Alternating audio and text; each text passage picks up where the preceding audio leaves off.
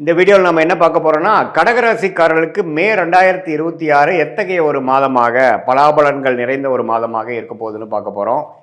Scientific வேதிக் astrology முறையில் எந்த விதத்திலும் மிகைப்படுத்தாமல் பரிகாரங்கள் அது மாதிரி மூடநம்பிக்கையில் போகாமல் உள்ளது உள்ளவாறு எப்படி ஒரு கிரகம் ஒரு மாதிரியான இடத்துல சஞ்சரிக்கும் பொழுது பயிற்சி பெறும் பொழுது எது மாதிரி தாக்கத்தை கடகராசிக்காரர்களுக்கு 2026 மே மாதம் கொடுக்க போகிறது அப்படிங்கிறத துல்லியமாக மிகைப்படுத்தாமல் இந்த வீடியோவில் நம்ம பார்க்க போகிறோம்.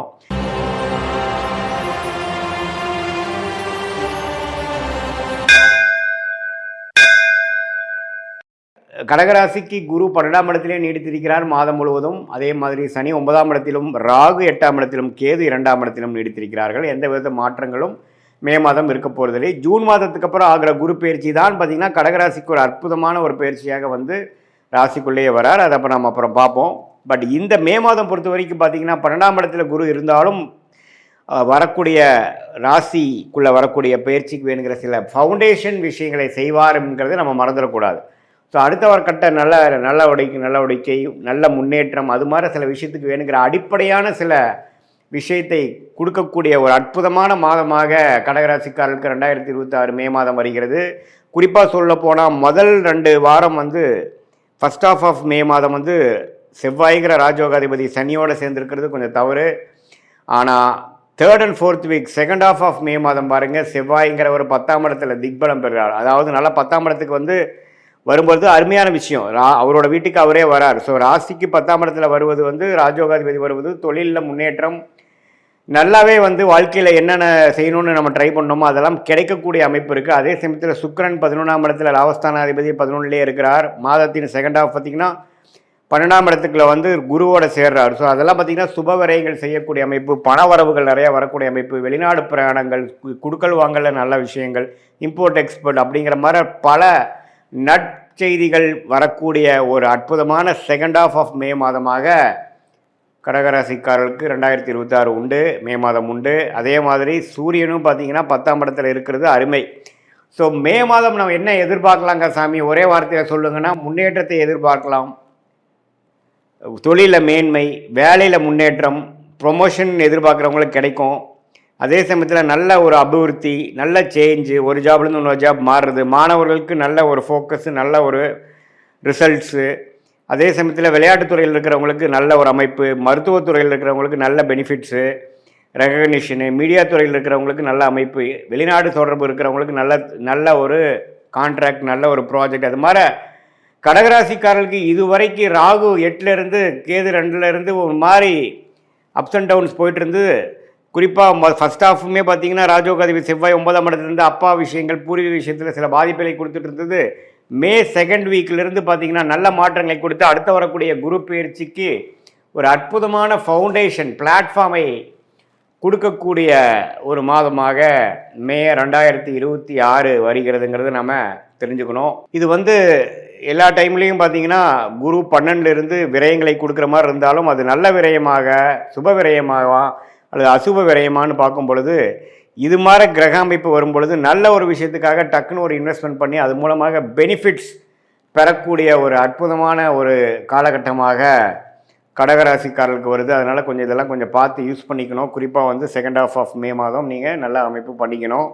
இது பொதுவான பலனை தவிர உங்களுடைய ஜென்ம ஜாதகத்தில் நீங்கள் வந்து பிறந்த தேதி, பிறந்த நேரம், பிறந்த உரை கொடுத்து திருக்கணித பஞ்சாங்கத்தில் நம்ம ஜாதகத்தை போட்டு உங்களுக்கு என்ன நட்சத்திரத்தில் நீங்கள் பிறந்தீங்க, ஆயில்ய நட்சத்திரமா, பூச நட்சத்திரமா, புனர்பூச நட்சத்திரமா, அதே சமயத்தில் அந்த லக்னம் எந்த லக்னத்தில் பிறந்தீங்க, லக்னாதிபதி எப்படி இருக்குது, அந்த லக்னத்துக்கு எந்த மாதிரி யோகமான தசைகள் போய்கொண்டிருக்கிறது அப்படிங்கிறதெல்லாம் நம்ம பார்க்கும் பொழுது அது யோகமான திசையா சுமாரான திசையா, இந்த கோச்சார் அமைப்பாகிய சனிப்பயிற்சி, குரு பயிற்சி இதெல்லாம் நம்ம இப்போ போயிட்டுருக்கு இல்லைங்களா, அதெல்லாம் சேர்த்து வைத்து பார்க்கும் பொழுது கடகராசிக்கு எத்தகைய ஒரு அமைப்பு வந்து அடுத்து வரக்கூடிய ஷார்ட் டேர்ம் எப்படி இருக்குது, அடுத்து வரக்கூடிய 6 மாதம், 8 மாதம், 10 மாதம் எப்படி இருக்குது, எது மாதிரி திசையில் நம்மளுடைய வாழ்க்கை திரும்புகிறது, எது மாதிரி சாய்ஸ் நம்ம எடுக்கலாம், வேலை வாய்ப்பா, தொழிலா.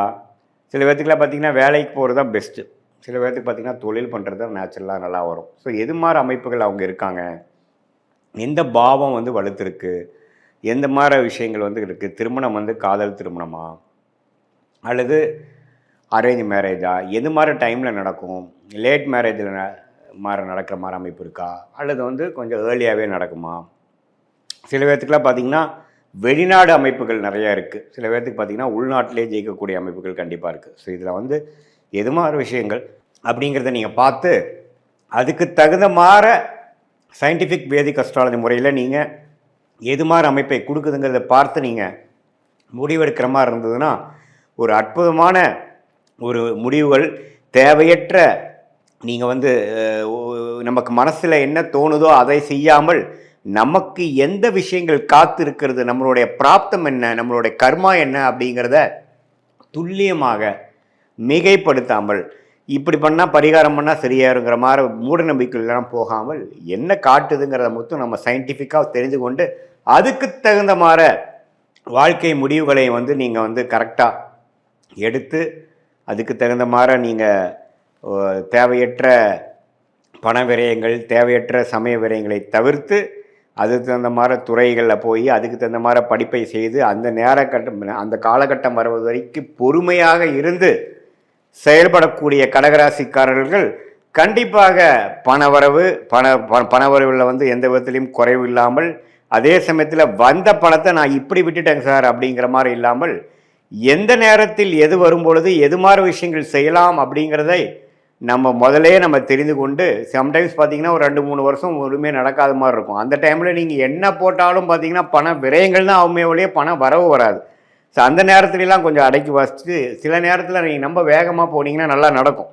எந்த நேரங்கள் வந்து நமக்கு அருமையான நேரங்களை தெரிந்து கொண்டு அதுக்கு தகுந்த மாதிரி நம்மளுடைய லைஃப் சிச்சுவேஷனை அமைத்து கொண்டு நம்ம முயற்சிகளை வந்து பிளான் பண்ணோம்னா தேவையற்ற சமய விரயங்கள், தேவையற்ற பண விரயங்களை தவிர்த்து நம்மளுடைய வாழ்க்கையோட குறிக்கோள் என்ன, எது மாதிரி விஷயத்தை நம்ம நோக்கிறோம், எந்த மாதிரி ரிலேஷன்ஷிப் நமக்கு வேணும், எந்த மாதிரி ப்ரொஃபஷன் நமக்கு வேணும், எது மாதிரி ஃபினான்ஷியல் கோல் நமக்கு இருக்குங்கிறதெல்லாம் தெரிந்து, அதே சமயத்தில் நம்மளுடைய 12 பாவமும் நம்ம ஜாதகத்தில் குடும்பமாக இருந்தாலும் சரி, தனமாக இருந்தாலும் சரி, சொத்து விஷயமா இருந்தாலும் சரி, கடன், நோய், எதிரி, வம்பு வழக்காக இருந்தாலும் நம்ம ஜாதகத்தில் எப்படி காட்டுது, எந்த நேரத்தில் எது விஷயத்தில் நம்ம ஜாக்கிரதையாக இருக்கணும் அப்படிங்கிற விஷயத்தெல்லாம் நம்ம கவனமாக பார்த்து அதுக்கு தகுந்த மாதிரி நம்மளுடைய முன் எச்சரிக்கையோட, முன் யோசனையோட நம்மளுடைய வாழ்க்கை முயற்சிகளையும் வாழ்க்கை செயல்பாடுகளையும் நம்ம செய்யும் பொழுது என்னென்னா, எப்படி ஒரு கூகுள் மேப் வந்து ஒரு மனிதனுக்கு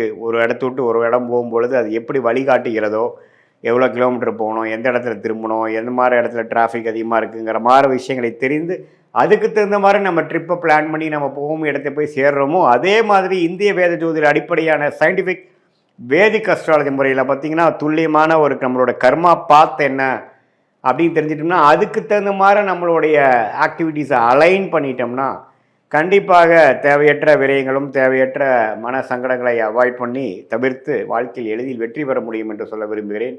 மீண்டும் மற்றொரு காணொளியில் சந்திப்போம். நன்றி, வணக்கம்.